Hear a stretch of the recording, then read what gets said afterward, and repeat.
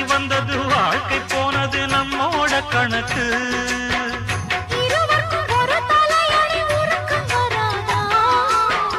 இருக்கட்டும் இவனுக்கும் வந்த நினைப்பு வராதா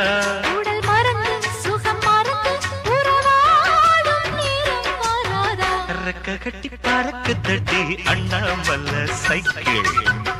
ஆசைப்பட்டு ஏறிக்கிட்டேன் ஐயாவோட பைக்கில் ரோட கட்டி பிடிக்கையிலே என்ன சுகம் கண்ணம்மா